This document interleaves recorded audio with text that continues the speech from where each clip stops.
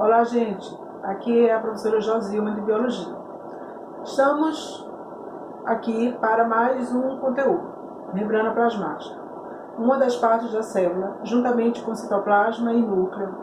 A área da biologia que estuda a célula é a citologia.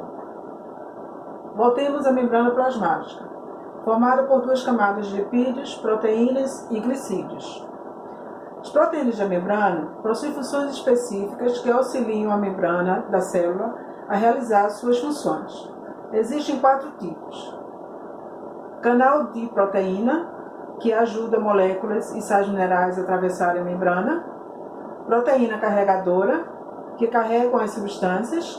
Proteína receptora, que ligam a membrana, ou seja, uma molécula a outra. E proteína de reconhecimento, que permite que uma célula reconheça a outra. Como, por exemplo, essas proteínas auxiliam na identificação de moléculas estranhas, como bactérias, que são agentes patogênicos. Mas nem todas, tá? Propriedades da membrana plasmática. As principais propriedades é o controle do transporte de substâncias para dentro e fora da célula ou ter a permeabilidade seletiva, ou seja, substância que entra e sai da célula passa pela membrana plasmática. Como a membrana plasmática é responsável pelo transporte de substâncias, temos 2 tipos. Transporte passivo, que é o processo sem gasto de energia, e o transporte ativo, que é o processo com gasto de energia.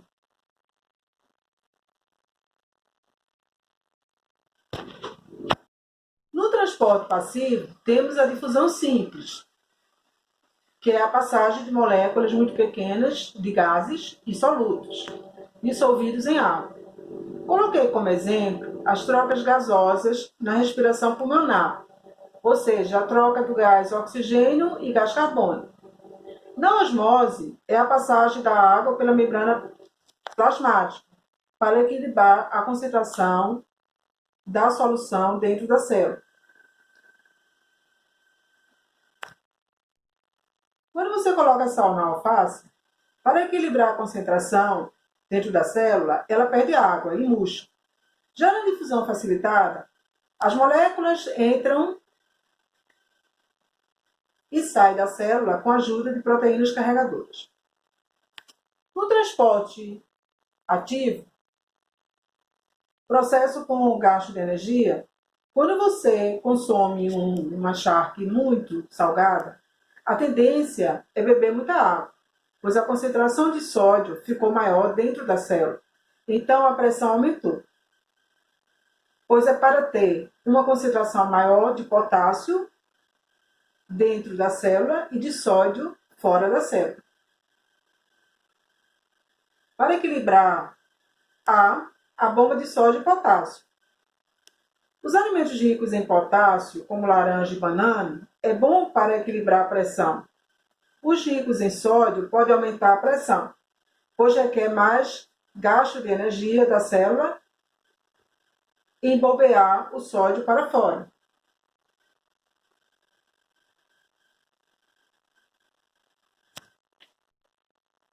A célula também faz o transporte por meio de cílios, flagelos e pseudópodes, que são prolongamentos que permitem à célula se locomover e capturar alimentos. Temos os processos de endocitose, que é o transporte de substâncias por vesículas do exterior para o interior das células. Nesse processo tem 2 tipos, fagocitose e pinocitose. Fagocitose é o englobamento de partículas sólidas pela célula e a pinocitose é o englobamento de partículas líquidas pela célula. Já a exocitose é o processo ativo no qual o material intracelular é transportado através da vesícula para o meio extracelular. Um exemplo de fagocitose é o que as bactérias fazem com o vírus, ou seja, fagocitam os vírus e os eliminam dentro da célula. Envoltórios externos à membrana plasmática. Temos o glicocálice e as paredes celulares. No glicocálice, que é a camada de carboidratos, glicoproteínas e polissacarídeos, confere proteção à célula contra danos químicos ou mecânicos, auxilia células bacterianas a se fixarem em células hospedeiras, né?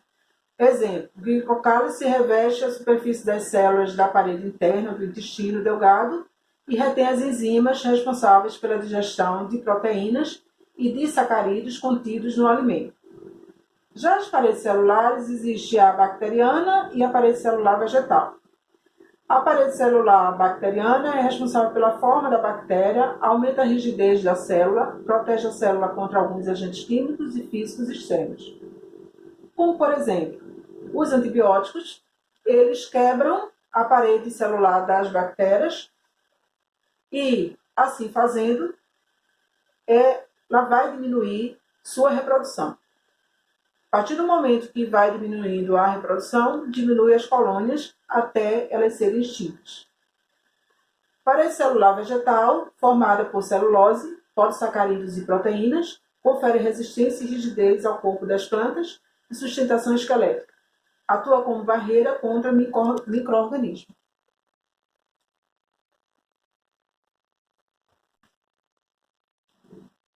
Vocês têm duas atividades para organizar.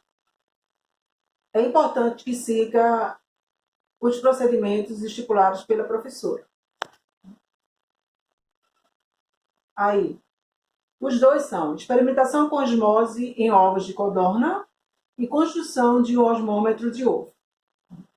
Esses experimentos vocês podem fazer em equipe e se dividirem da melhor forma possível. Os materiais é fácil encontrar em casa. Procedimento.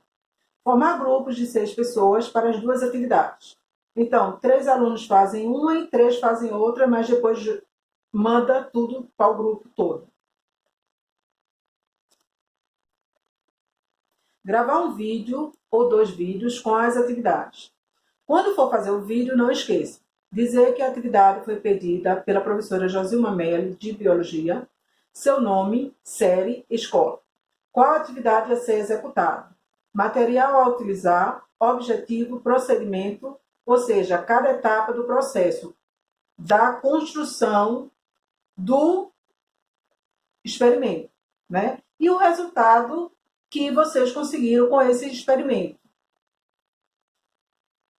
Atividade de laboratório. Osmose em ovos de codorna. Aqui temos o material e como fazer. Certo?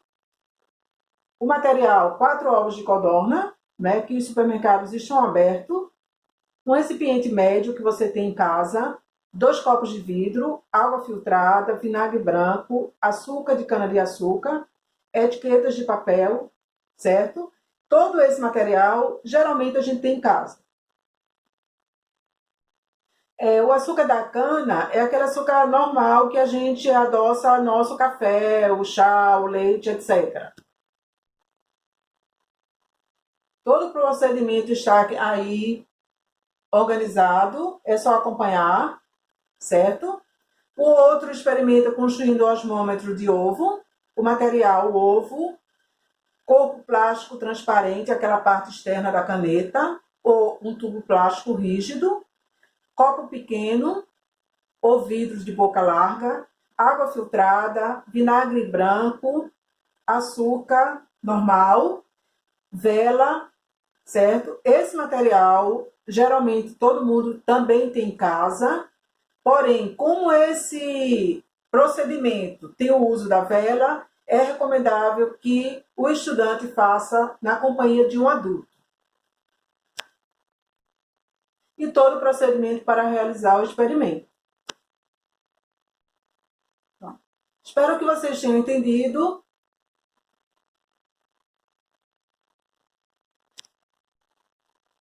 Essas atividades é para ser entregue até dia 11. Qualquer dúvida, pode colocar na sala virtual, no Zap e no meu e-mail. Obrigada.